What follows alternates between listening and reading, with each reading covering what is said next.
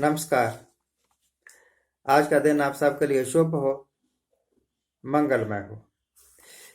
आप भी देख रहे हैं, मैं भी देख रहा हूं, इस वक्त मुल्क के जो हालात हैं वो ठीक नहीं है। सरकार लोगों पर विश्वास नहीं करती, लोग सरकार पर विश्वास नहीं करते।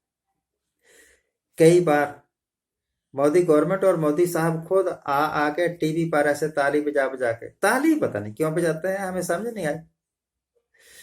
जब किसी के घर कोई लड़का लड़का पैदा हो जाए ना, या ब्याह शादी हो, तो उसके बाद एक पार्टी आती है, कहते हैं कुछ दे दे, ताली बजा बजा के बधाई लेने वाले। तो ये पता नहीं, ये तो लीडर हैं, प्राइम मिनिस्टर हैं, इनको ताली बजा के ऐसे बात नहीं करनी चाहिए। खैर, इनकी आदत होगी। कई आदतें हैं कि कभी नहीं बदलती, राज गद्दी पर बैठने के बाद भी नहीं बदलती, पहले तो बदलने ही क्या है। तो भाई इस वक्त हम अगर देखें तो कौशल विकास कार्य स्किल इंडिया ये चलाया गवर्नमेंट ने, लाखों करोड़ रुपए इसके ऊपर खर्च भी किए प्रोग्राम के ऊपर, कि हम पूरे इंडिया को स्किलफुल कर देंगे और फिर कोई बेरोजगार नहीं रहेगा। हकीकत आपके सामने है, स्किलफुल कोई हुआ नहीं, बेरोजगारी चारों तरफ छा गई। एक इनका प्रोग्राम था, ज्यादा इसको तवज्जो नहीं दी मीडिया ने, एस्पायरेशनल इंडिया। किस चीज के वास्ते एस्पायर कर रहे हैं मुझे नहीं समझ आई, पर इसके ऊपर भी लाखों करोड़ों खर्च किए गए। जैसे इंदिरा गांधी ने इलेक्शन जीत लिए थे ना, गरीबी हटाओ, वैसे ही बीजेपी ने इलेक्शन जीते अलग अलग नारे लगा के। इस बार का इनका नारा था सबका साथ, सबका विकास, सबका विश्वास। और सबका विश्वास ऐसा कि मुसलमान इनके ऊपर बिल्कुल यकीन नहीं करते। इसी करके CAA जो एक्ट इन्होंने बनाया था, अमेंडमेंट थी, उसके विरोध में पूरे देश में मुसलमानों ने प्रदर्शन किए। हालांकि इंडियन मुसलमानों के वास्ते यह कोई नुकसानदायक क्या एक्ट नहीं था, परंतु पता नहीं क्यों विरोध कर दिया। किसने इनको उकसाया? उकसाने की क्या बात है, वो कौन से डफर हैं, वो भी तो समझते ही है कि क्या नहीं क्या है। तो मुसलमान इनका विश्वास नहीं करते, तो ये नारा तो फेल हो गया ना, सबका साथ सबका विकास। अब पता लगा लॉकडाउन के बाद हकीकत खुली। पहले मैं सोचता था कि सारे हिंदू मोदी साहब का यकीन करते हैं, जो कुछ मोदी साहब कह दें वो फाइनल, और कांग्रेसी हिंदू है ना। मोदी साहब का यकीन हिंदू भी नहीं करते हैं।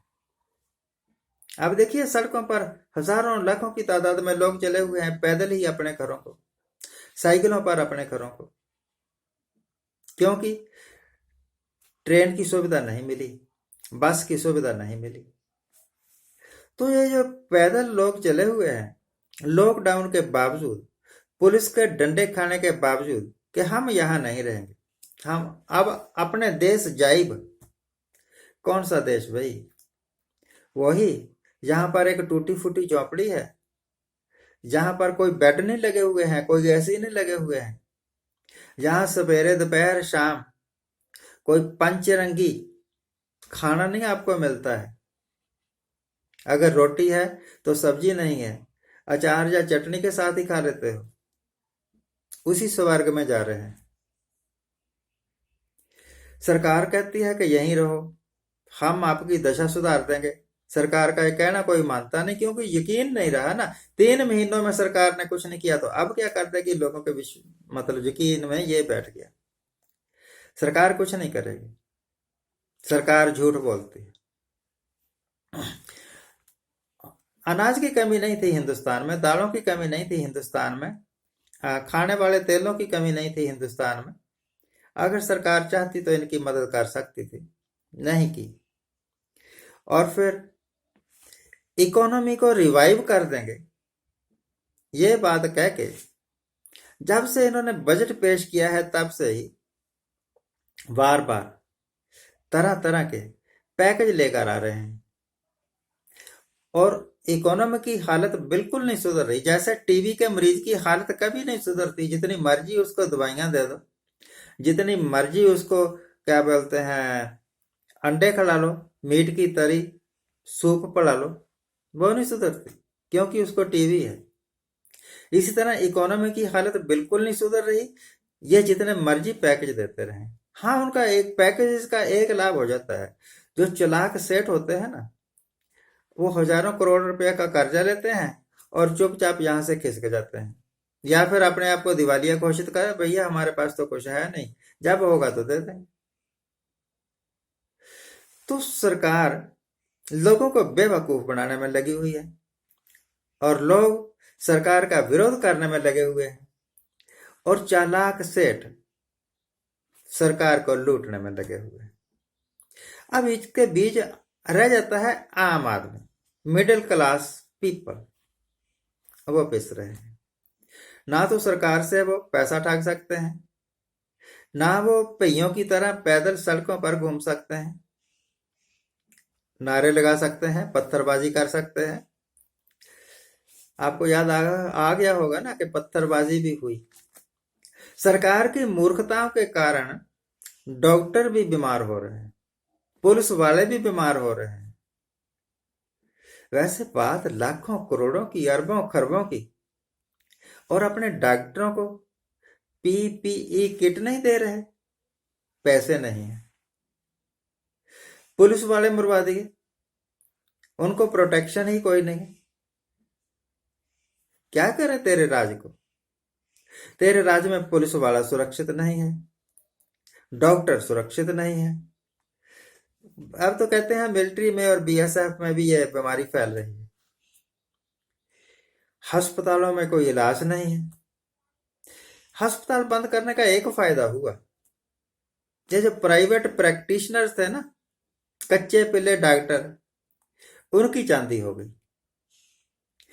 ये लॉकडाउन खुलेगा, नॉर्मल आएगा ना सिस्टम, तो कई वो डॉक्टर जो वर्षों से कुछ नहीं कमा सके ना, इतना पैसा नहीं कमा सके कि एक अच्छा साइकिल खरीद लें, अब कारें खरीद लेंगे, क्योंकि उनको चांस मिल गया और उन्होंने ये 3 महीने में खूब लूटा लोगों को, और कोई फायदा नहीं हुआ। ना तो मोदी साहब आपकी ये लॉकडाउन कामयाब रही, 100% फेल नहीं तो 99.9% जो फेल ही है। ना ही आपकी इकोनॉमी को मैनेज करने की कैपेसिटी कामयाब रही, यह भी 99% फेल है। तो बेहतर यह है, एक दिन कहा था आपने कि मैं तो फकीर हूं, जब आप कहेंगे मैं झोला उठा के चले जाऊंगा, तो अब झोला उठा के चले ही जाओ। ऐसा ना हो कि ना खुदा ही मिला, ना विसाले सनम, ना इधर के रहे ना उधर के रहे। इस वक्त 70 साल की उम्र होगी आपकी, साल 2 साल बाद आपने ऊपर भी जाना है।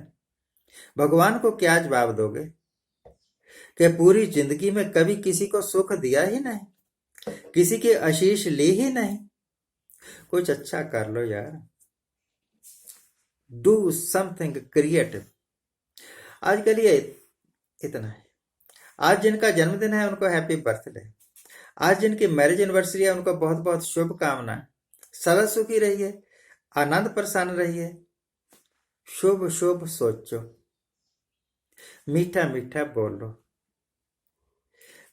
लव बिगेट्स लव, दूसरे को प्यार करो, वो आपको प्यार करेगा। नफरत ना बांटो, क्योंकि बदले में आपको, नफरत के बदले प्यार कोई नहीं देगा, जूते ही पड़ेंगे।